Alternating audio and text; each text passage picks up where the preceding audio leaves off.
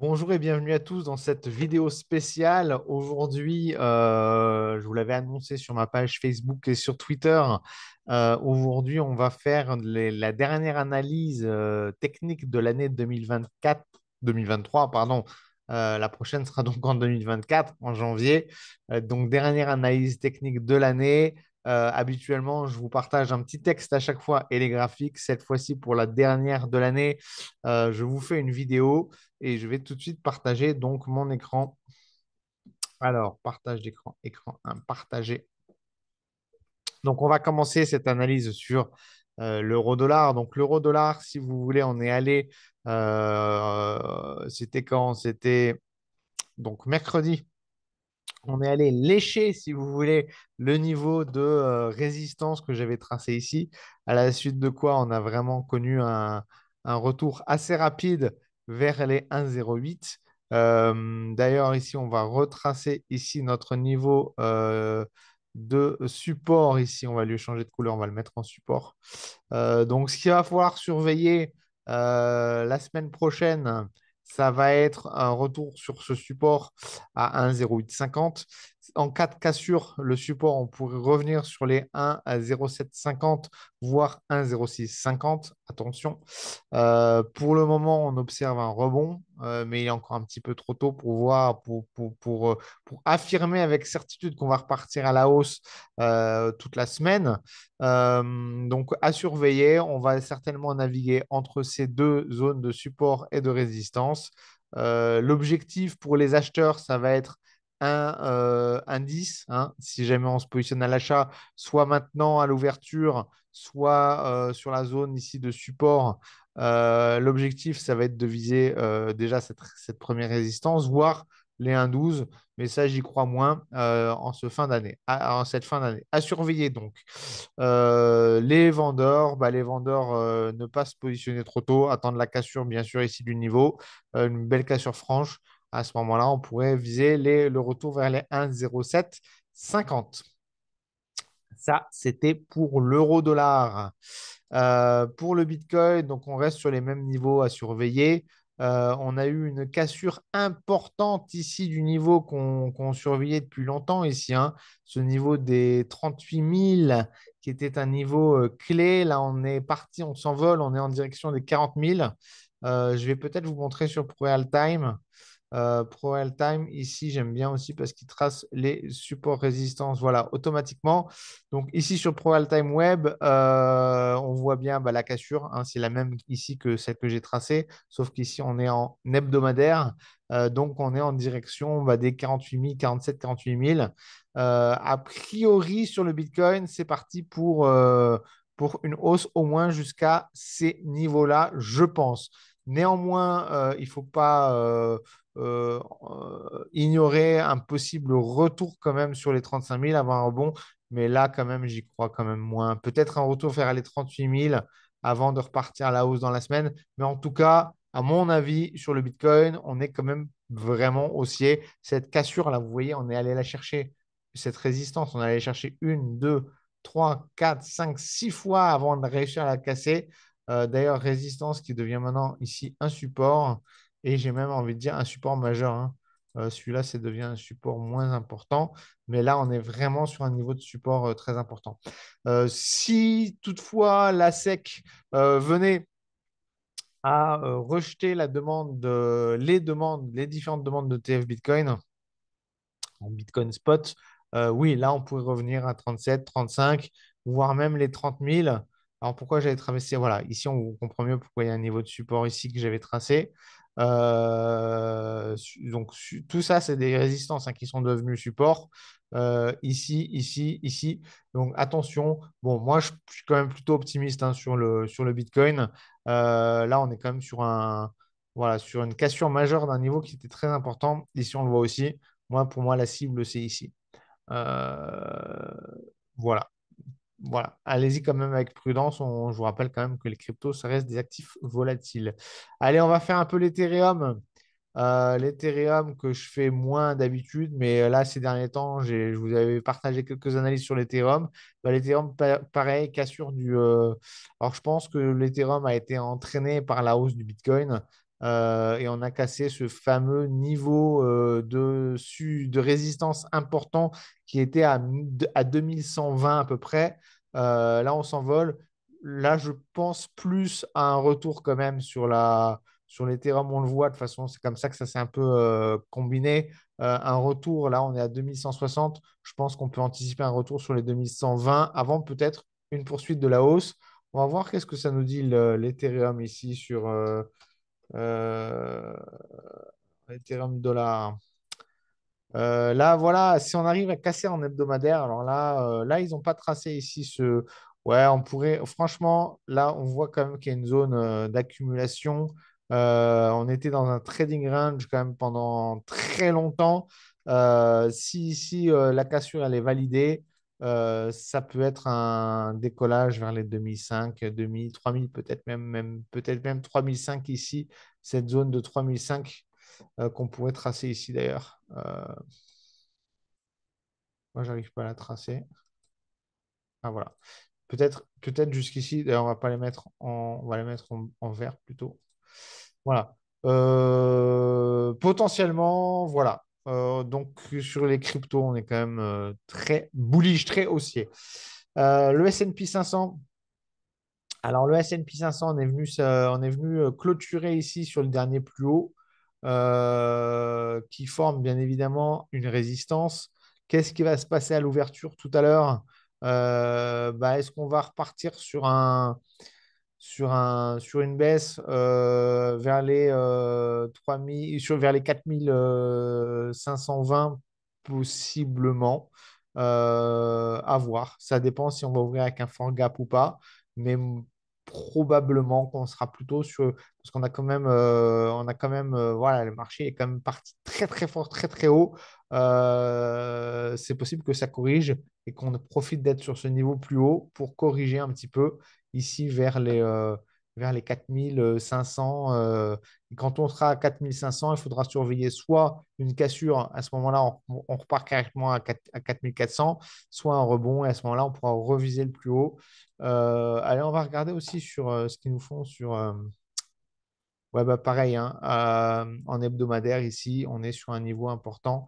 La cible, si jamais on venait à casser quand même les 4600, la cible, ce serait 4800 du coup. Allez, on passe sur le Nasdaq. Nasdaq, c'est pareil. On a connu une très forte hausse là depuis. On a cassé tous les niveaux de résistance. Là, on est venu s'arrêter sur un plus haut. Alors, c'est un Nasdaq. Hop, on est ici. Donc, le Nasdaq. Ouais, moi, j'ai tracé ici une résistance parce on voit bien que le niveau des 16 000, qui est un chiffre rond, on voit bien qu'on est venu s'arrêter dessus, qu'on a un peu navigué ici jeudi, vendredi sur les derniers, on va dire, sur les derniers supports résistance. Qu'est-ce qu'on va voir? Qu'est-ce qui va se passer? Alors, soit on casse, soit la cassure elle est validée ici, et c'est a priori quand même ce qui est possible. Et à ce moment-là, on continue à 16 000, 16 500. Soit on casse ici les 15 800 où est rebondit dessus. Et là, à ce moment-là, on pourrait revenir. Ouais, il y a quand même pas mal de niveaux de support qui risquent de freiner la baisse. Donc, on est quand même plutôt haussier. Rappelez-vous aussi on entame le mois de décembre qui est potentiellement le mois des rallyes de Noël, donc des rallyes haussiers. Alors là, sur le Dow Jones, c'est incroyable la hausse, une hausse monumentale. Tous les niveaux ont été cassés. Très, très bullish mais ça fait même peur une hausse comme ça. Très, très bullish sur le Dow Jones. On va voir ici qu'est-ce qu'on a comme objectif possiblement ici. Alors, je vais le tracer ce niveau-là aussi, ici. Je vais me mettre en hebdomadaire pour le tracer. Mais ici, on arrive quand même sur un niveau. Voilà, je vous fais en même temps l'analyse en même temps, hein. Hop, ligne droite horizontale. On arrive ici. On va le mettre en majeur. On va revenir en daily. Mais ici, voilà. Ici, on va arriver à 36 400. Donc, c'est cette zone-là, hein, 36 400. Ici, à mon avis, ça va freiner quand même la hausse, hein. Donc, si vous êtes engagé sur une position acheteuse, à mon avis, la cible, ça va être autour des 36 400. Bien que vous pouvez prendre vos profits, hein. Si vous avez pris cette hausse-là, vous pouvez d'ores et déjà peut-être réfléchir à prendre vos profits. Il ne faut pas être trop avare. Des fois, il ne faut pas non plus attendre qu'on arrive pile sur le support ou sur la résistance. Parfois, on a des mauvaises surprises. Il vaut mieux prendre ses profits un petit peu en avance parce qu'on ne va pas parfois juste toucher Rappelez-vous que les zones de support et de résistance, c'est des zones, hein. Moi, je les trace avec des traits, mais en vrai, il faudrait les tracer en gras, en large, avec le pouce. C'est des zones et des fois, on ne va pas vraiment aller les chercher. Donc, voilà. Donc, moi, je pense que la chose à faire, si on arrive sur les 16 400 ici, 80, ça va être soit de jouer la cassure et de poursuivre la hausse. Mais alors là, je ne sais pas où on va partir. On va partir sur les plus hauts historiques, soit peut-être jouer quand même une correction vers les 15 600. Ici, au moins ici, une correction sur les derniers plus bas. Rappelez encore une fois, hein, là, on voit une hausse comme ça. Les marchés ne montent pas jusqu'au ciel. Même quand on a connu des fortes périodes de hausse, là, après, ça corrige. Donc, voilà, à mon avis, il faut peut-être anticiper une correction. En tout cas, y aller avec prudence parce qu'on est sur les plus hauts historiques. Le CAC 40. Alors, le CAC 40, on va peut-être plutôt regarder ce que nous propose ici. Alors, moi, le CAC 40, j'ai tracé des niveaux de support-résistance. Vous voyez, je suis moins fan que le CAC 40. Bon, c'est l'indice français, Cocorico, hein, mais je suis moins fan quand même. C'est moins clair. Vous voyez, les graphes et tout, on a quand même plus de difficultés à les lire. Bon, bien, sur la base de mes analyses, ici, c'est pareil. On arrive sur un niveau à 7360, 7380, on va dire niveau potentiellement de résistance. Ça pourrait aller jusqu'à 7500 si on arrive à casser ce niveau. On peut aussi repartir sur les 7200 donc, ou naviguer dans ces eaux-là. Ici, euh,